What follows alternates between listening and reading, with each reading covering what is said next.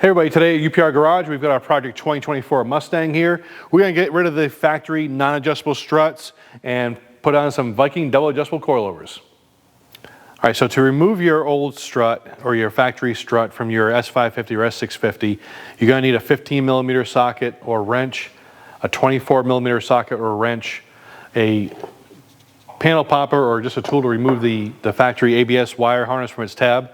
And what I'm going to do is I'm going to use a little cheat code. Instead of removing the caliper, I'm just going to use you can use a drift or a extension here and a hammer and just knock out the strut mount, the lower strut mount bolts. To remove your factory sway bar end links, you're going to need a 17 millimeter wrench and an 18 millimeter wrench or socket. When you get your Vikings, you do need to assemble them. That's one of the questions we get on the phone is, when I get my coilovers, are they already assembled? Most coilovers are not going to be assembled outside the box. So when you get them, it's really easy to do. So Viking does a great job of packing the struts in the box. So you get your strut out of the package, remove the packing, and we have mocked this up already, but we'll show you how this all works. So you're also going to have in the box a installation guide, your tuning guide, which is great because it's going to give you a little table to kind of show you a baseline adjustment depending on what you're doing with the car, and some other Viking information as far as make sure you're using anti-seize on the threads and such. And of course you also get the Viking decals. Don't forget your decals. So the strut has a threaded body on it. We have our strut mount, and you have your adjustment knobs. So you have your compression and you have your rebound. When you're going to assemble this, one thing you have to decide is, are you going to use your factory sway bar, or are you going to remove it? If your car is more of a street car, you're more concerned with handling, then leave the sway bar in place. If you're more of a street strip car or a drag car, you can remove the sway bar. For demonstration purposes, we're going to put the sway bar mount on. Now, Viking has these two bushings that come with the strut. If you're using, depending on what kind of cast camber plate you're using, when you're putting this in with using a UPR cast camber plate, we already have bushings with the cast camber plate, so you're going to go ahead and use these. So you go ahead and remove those two bushings. You can throw that in your hardware bin at the house.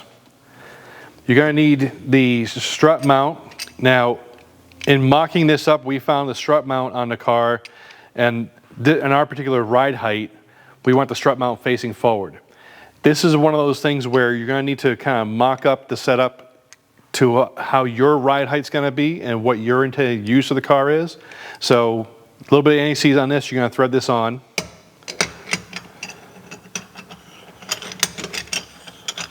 On the S650 from the factory, the end link is actually at the back of the strut. If you were looking at the front of the car, we found that with the Vikings, the way the Viking strut mount is, which gives you more room for tire clearance and springs, we found with our particular setup with the length of the sway bar end links that we're using, we need to have this sway bar tab facing forward.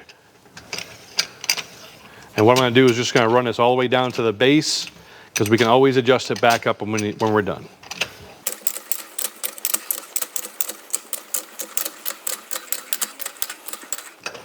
Now, the strut mount has a 14 millimeter nut and has an Allen, which is going to be an 8 millimeter.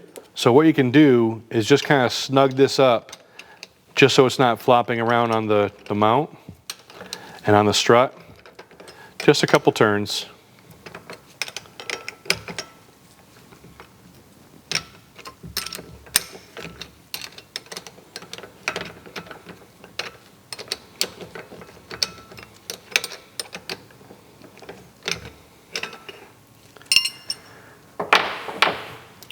All right, so once you have your sway bar tab or your mounts run down there, the next thing is going to be installing the strut hardware, the coilover hardware. So when you see in the drop downs on uprproducts.com to opt for a coilover hardware kit, what that means is you're going to be getting the coilover lock ring, the spring seat or the spring ring.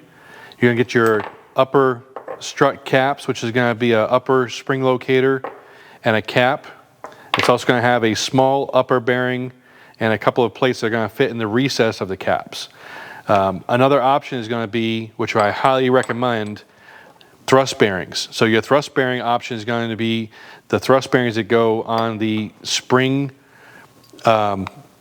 adjusting collar.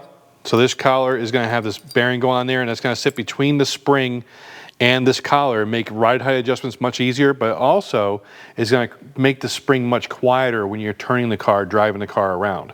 So in order of importance, what you're going to do, or order of assembly, you're going to put the lock ring on, and it's going to have a shoulder here, and that shoulder faces up. You're going to want to put a little dab of anti-seize on the threads, which we've done, as you can see by my fingers. So a little dab of anti-seize. Because this is all aluminum, you don't want that to gall or get stuck. If there's no anti-seize on these struts and it gets stuck, they will not be warranted. Run that ring down.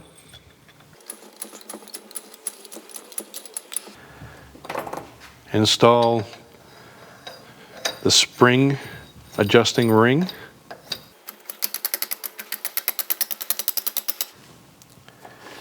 Your thrust bearing, so it's going to be one plate, the bearing.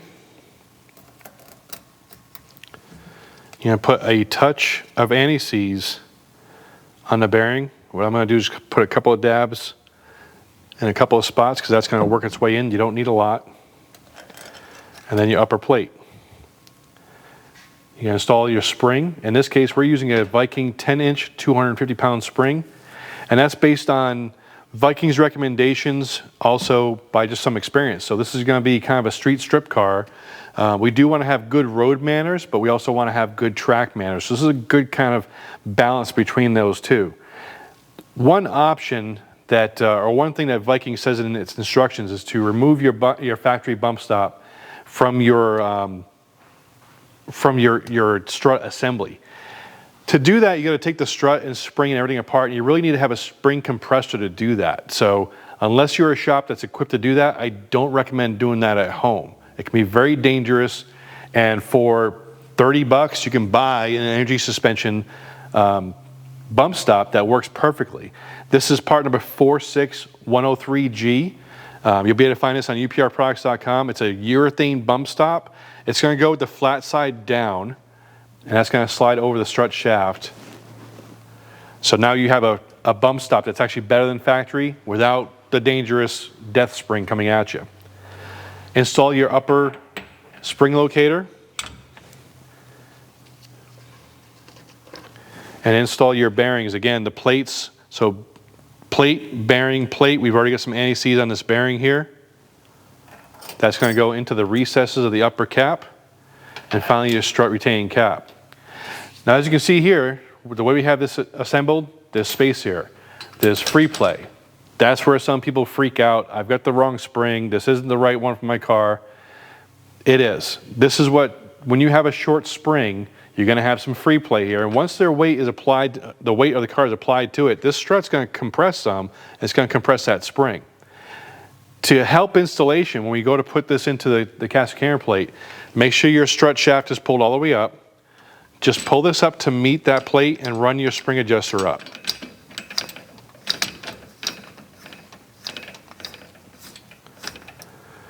When this all goes into the caster camber plate and we put this in the car and then we start adjusting things, this is all going to change. These dimensions, the strut shaft is going to compress some. That's all going to change. So on the bench, don't freak out when you have some free play between the top cap and your spring. The UPR caster camber plate is going to replace the factory upper strut mount.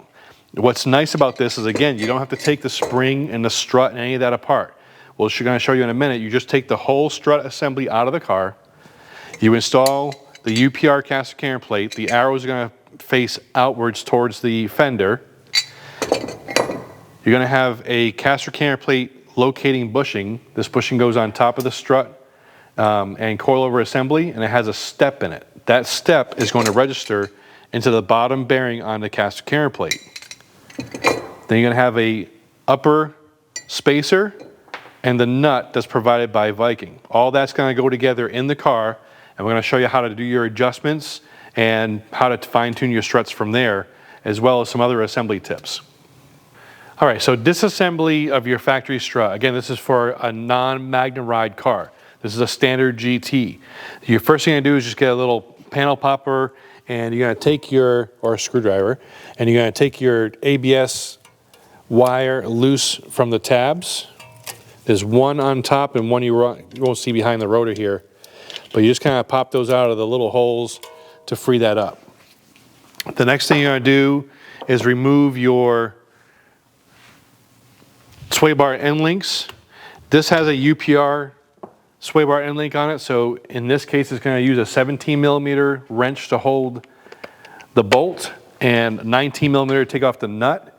A factory one would be 17mm and 18mm. So we're going to hold the bolt, remove it.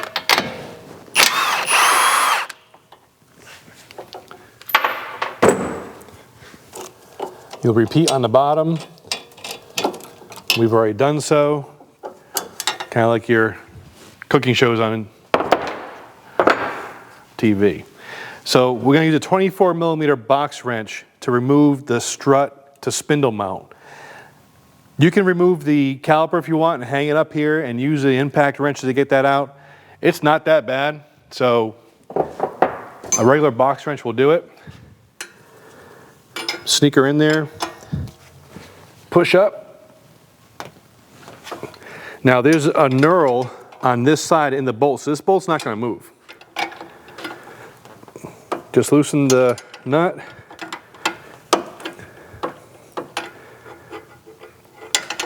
If you have a ratcheting wrench, that's better, but we're low budget.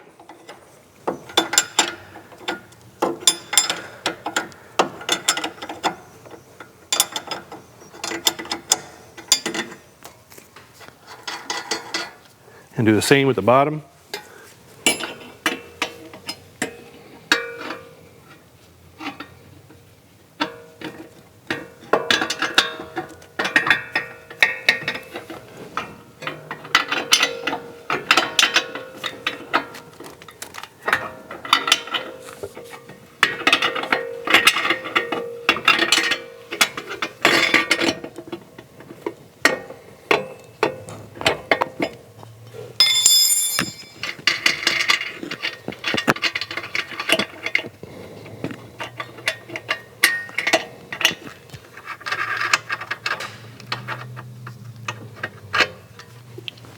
Take off the nuts, and to remove these without removing the caliper, use a drift, or in this case a 3/8 socket, and you're going to tap on the end of the bolt here just to get it past that knurl. You're not going to remove these right away, just get it out of there.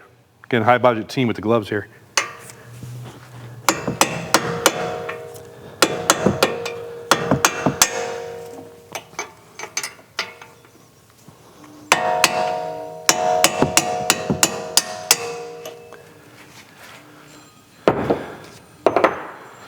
So once those bolts are loose, just kind of leave them in place to hold the spindle mount. And we're going to go ahead and remove the 15mm bolts at the top of the strut mount. All right, so your upper strut mount, there's 3 nuts to take off.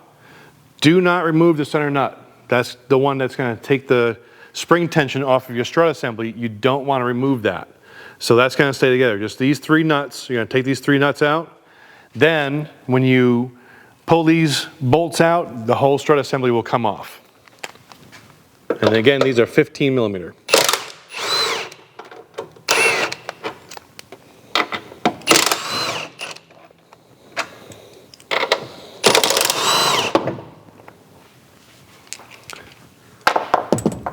Okay, so now the strut assembly is dropping down.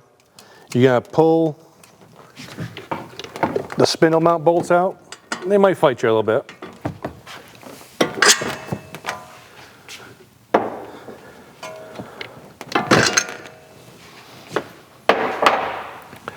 So to get this out, you're going to push in away from the spindle, drop it down between the arms, and then carefully remove the strut so you don't hit the fender or anything.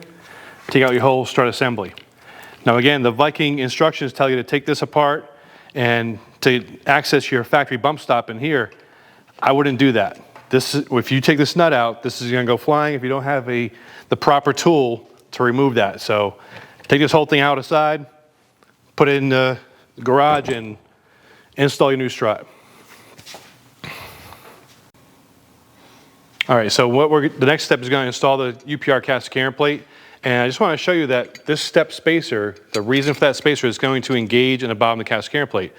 So this is what you would look at underneath the car in the fender well. It's hard to film that, so we're going to show you.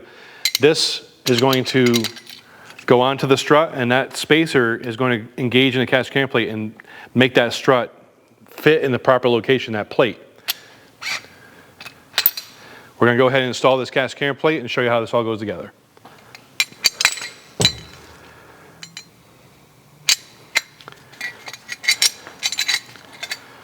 So the cast camber plate has arrows on it. You'll see there's arrows on the bottom and arrows on the top.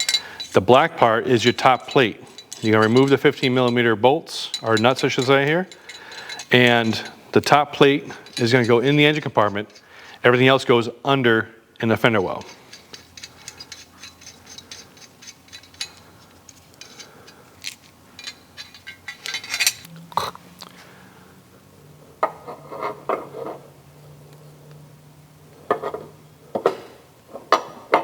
Just going to kind of set the plate in place, leave a couple of the nuts up top so we can catch the strut and the cast camber plate. Again, the cast camber plate, the arrows are going to face out towards the fender of the car. You have your 3 bolts here. Line those up. Push them up into the strut tower here. And this is a nice snug fit, so you're going to push the top plate of the cast camber plate down. Throw a washer on there. And run one of the nuts down so that everything is caught. Install your washers and nuts. Now this, you're going to leave this a little bit loose. When the strut goes up inside and we put everything on, we're going to push the strut in and back so to the max of its adjustment for the initial setting on the cast camber plate. All right, so we're ready to install our Viking strut into the car here. So we've got our strut assembled, we've got our sway bar tab on there, and one thing you want to do before you install it in the car, make sure you have the correct side. There's a driver and passenger side. So you're going to look for this little oval hole. That oval hole is going to be where your strut, or your ABS tab is going to mount into that strut. This is going to be the passenger side. The oval hole needs to face forward, so passenger side, driver's side is going to be on the opposite side. We're going to put the lower portion in first. Just kind of lower that in. This goes up into the cast camber plate. We're going to use the spacer that comes with the cast camber plate kit and the nut that comes with the Viking strut. Just kind of get that started.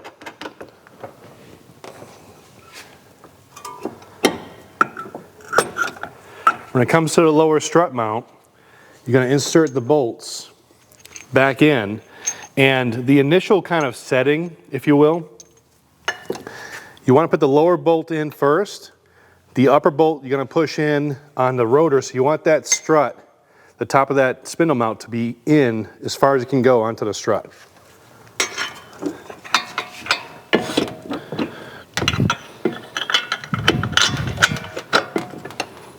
So before we put this bolt in, we want to push that in there. It's going to go in so that you have a little bit of a step here you can feel with your finger, maybe about a 1/16 of an inch.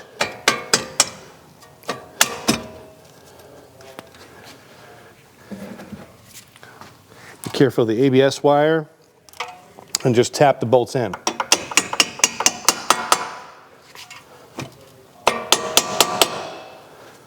Again, that knurl is going to grab that strut in that mount. Put the nuts back on, and as you tighten this, push this in so that it stays engaged on that strut mount.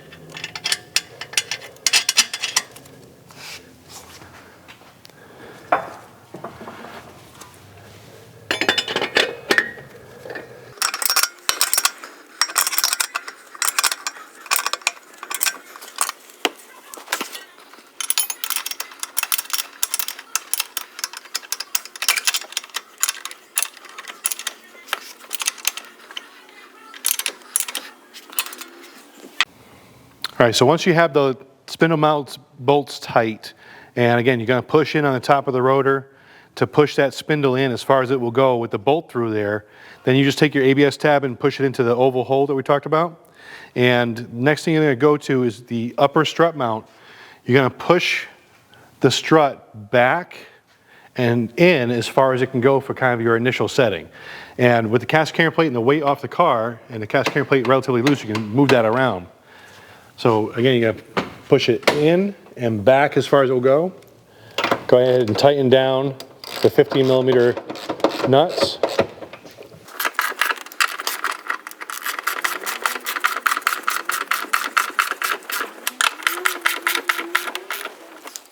You're going to use a 24mm socket wrench to tighten the upper nut. In some cases, you're going to need a 12mm to hold the upper strut shaft. In this case, we're able to use an impact gun to get that tightened real quick. So at this point, the next thing to do is to go ahead and set your ride height. And on this car, we found that if we set the spring height, adjust to about 5.5 inches off the top of the strut mount, that's going to give us a pretty close to ideal ride height on this car. So measure from the top of the strut mount to the bottom of that spring height adjuster and go ahead and adjust it to get your desired height. In this case, we're going to set to 5.5 inches. If you're using a spring that's a bit more aggressive or a higher rate spring, you're going to want your UPR billet adjuster wrenches for your Viking struts. Run your lock ring up, hold the upper ring with your spanner wrench, which goes right into the groove perfectly. Take your lock ring wrench and just snug them together to set that in place.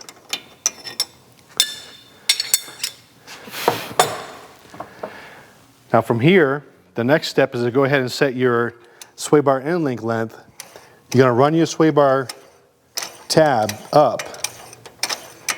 And if you're still initially setting your ride height, this is going to be the last thing you're going to do. So you're going to set the car on the ground, roll it forward and back, make sure you're happy with the ride height, then adjust your sway bar end link height and your sway bar end link length accordingly. If your car is really slammed, if you're trying to get the front wheel to tuck to the fender well, a standard end link isn't going to work. You're going to need a much shorter one. And you may have to source that from different sources. You may have to source that from different kind of cars. We're working on having different length end links, and we'll have those available soon. So you're going to set this up so that when you put your end link in there, you're going to put this in the sway bar, and you're going to adjust your length down so it gets into the sway bar tab. You're also going to want to run the suspension, the steering back and forth to make sure that when this makes it swing, this tab is in such a orientation that it's not going to hit your brake lines or anything like that at full droop. Now keep in mind, when this car goes back up, all this is going to be about 2 inches higher, so you're not going to have to worry about that at ride height. But again, you're going to want to set that stuff up and keep that in mind. This, when it comes to setting your ride height, setting your sway bar end link lengths, and really dialing this in, it takes some time, and you want to make sure that you're doing this right, because you don't want to, obviously you don't want to break your brake lines, you don't want to bind up your suspension. You want to do this and take your time and make sure you get it right.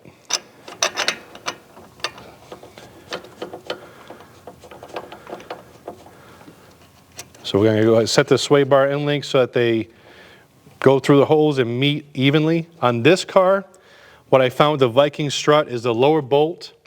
I had to cut about 1/2 inch off the length of the bolt because the Viking strut has a longer spindle mount than the factory strut, and that's to gain spring clearance and tire clearance. So that moves everything in that much more. I had to shorten that bolt up. So when I did that, I just made sure I made a note of that, and we'll go ahead and put all the hardware back on.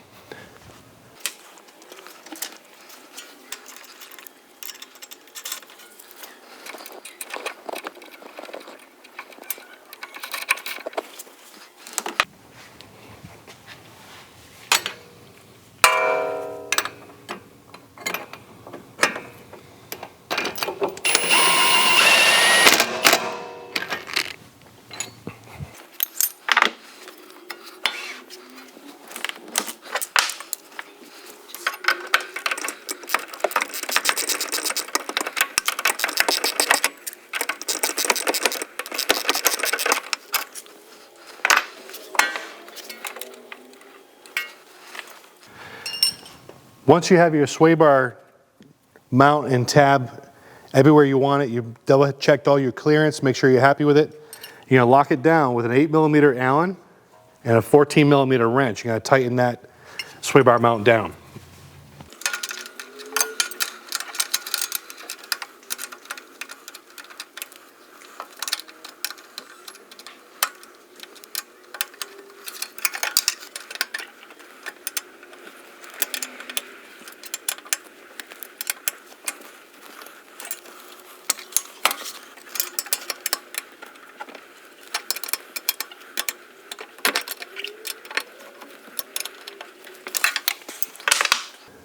Once you have everything snugged, go ahead and run this steering or have somebody in the car turn the wheel back and forth slowly.